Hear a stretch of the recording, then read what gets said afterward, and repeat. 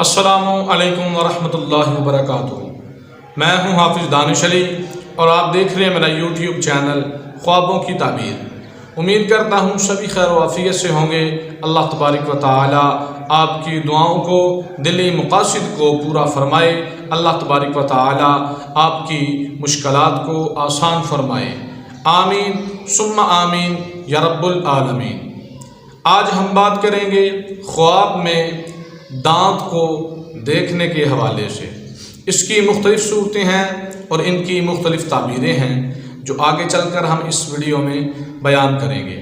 तो वीडियो शुरू करने से पहले अगर आपने मेरा यूट्यूब चैनल सब्सक्राइब नहीं किया तो बराए मेहरबानी चैनल को सब्सक्राइब कर लें और बेल के आइकन को दबा लें ताकि हमारी आने वाली हर वीडियो आपके पास बआसानी पहुंच सके।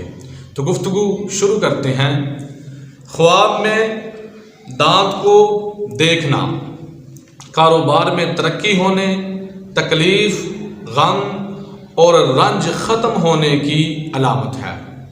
ख्वाब में अपने दांत उखाड़ना या अपने दांतों को निकालना, अजीज़ों से, रिश्तेदारों से क़ता रहमी, क़ता ताल्लुक़ी करने और बहुत ज़्यादा माल जमा होने की अलामत है।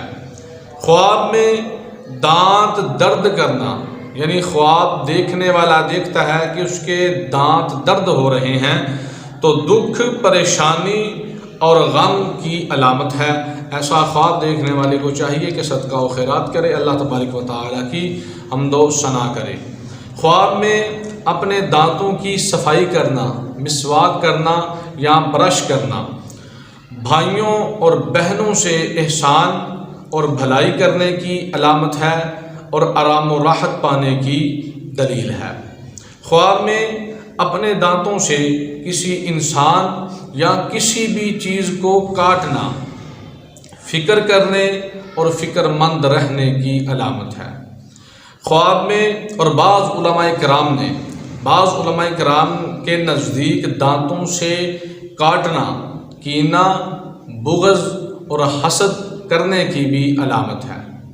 उम्मीद करता हूं कि आज की वीडियो आपको अच्छी लगी होगी। जाते हुए वीडियो को लाइक कर दें, कमेंट करें और सदका जारिया समझ के सवाब की नीयत से शेयर भी कर दें।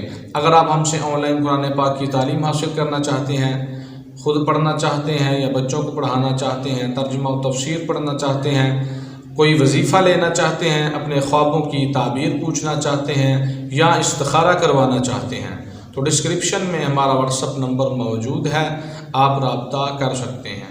दुआ है कि अल्लाह तबारक व तआला हमें अपने हिफ्ज़ो अमान में रखे। अल्लाह तबारक व तआला हमें तमाम जहां की खुशियाँ अता फ़रमाए।